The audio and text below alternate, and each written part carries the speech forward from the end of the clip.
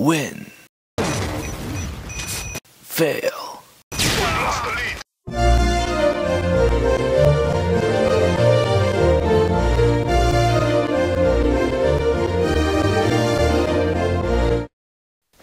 Hey guys, Laverne98 here, and this is some Modern Warfare 3. This is actually a search and destroy match. Obviously, as you can tell, it's on Underground. And it's a match from the open lobby. And it was a mild success. I mean, I didn't expect a ton of people because I only have 350, I think it's 351 subscribers now, if I recall correctly. But overall, not too bad. Most of them are from my friends list, and but with that being said, most of my friends list comprises, at least on the PS3, comprises of mostly people I've met from my subscribers on YouTube. So for the most part, like I said, mild success. It was definitely fun. Had a a really good time playing with these guys, and in this match,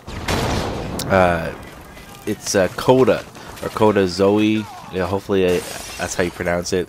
And we played quite a few matches together. Obviously, me, Buyaka, and Coda played. And I will be honest, this probably wasn't the way the matches were going throughout the night for Search and Destroy. Because to be honest with you, I don't really play it all that much. I tend to be a slow starter when it comes to these things. Yes, that's what she said. But I don't like the whole not respawning type thing. I'm a very impatient person. But sometimes that works to your advantage. And I think I had some restraint. And by the way, that's Buyaka's patented spraying.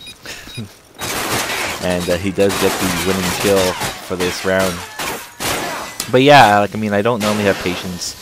Unless I'm taking the game seriously, which in most cases I don't. Unless I'm playing at a LAN party or something, but that's probably my main fault. At least playing with pub servers and stuff like that, is I'm not very patient of a player, and will often go running and gunning into a situation when there's like 1-on-4 or something where you're supposed to wait it out. Hope for the best, have patience, wait it out, and hope that you outpatient them. Which is the whole key to Search and Destroy. Obviously, knowing the levels really helps. Knowing what weapons to use also helps. And big key, and I'm surprised a lot of people don't use this, but the big key for Search and Destroy for me, at least as far as perks and stuff are concerned, is dead silence. Is very key, in my opinion, because you just give yourself away when you're running around. Unless you're gonna crouch all the time, which is, in my opinion, puts you at a disadvantage. But whatever. And silenced weapons also helps. Although you can get away, I guess, with an unsilenced weapon if you're decent. But don't take your Search and Destroy tips from me. I'm not very good at it. But occasionally, you do have the odd good game, and this is definitely one of those games. And to be fair, there were some disastrous Search and Destroy matches that we played, and then there were some good ones. So, for the most part, it wasn't a horrible night. Like, I'm sure we're better than we played better than some people do. But not bad. I would have to say not bad for people who don't normally play Search and Destroy. I guess is what I'm trying to get at. I normally play, like I think I mentioned this before, but I think I got lucky there with the knife. He knifes Buyaka, I knife him. But yeah, normally I play Team Deathmatch. I tend to like that because, I do start slow, usually. And if I'm starting great, that means I'm going to have probably a great game. A YouTube-worthy type game. But I prefer the spawning type system. Although I do like headquarters on occasion. A lot of the other type of modes really, and I think that's why I like Team Deathmatch the most. Is that in Team Deathmatch, if you're a decent player, you can still have fun. You can win it for your team if you have a really good game and so on.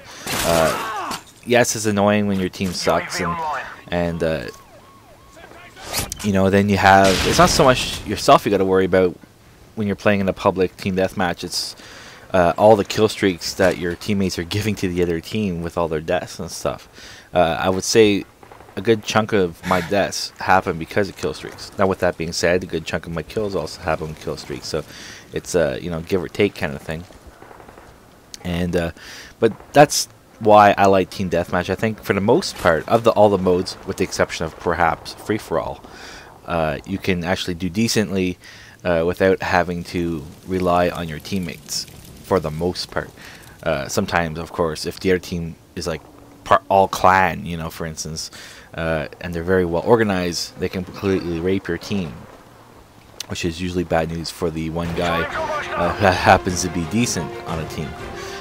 But besides team deathmatch, if I have like a couple of guys that I can play with, I love capture a flag, which is funny because, again, I never played the game. I never played a match of it, even though I had some teammates that I could play with. And but I love capture the flag, and I like headquarters, and domination's another one I do like. That one, again, domination you can play to an extent, by yourself, but for the most part, it's very much a team. You need good teammates to win that type of game match. But anyway, got the winning kill there. We went flawless in this match, and I was 7-1. Booyaka, who was 6-1, and Coda was 1-3.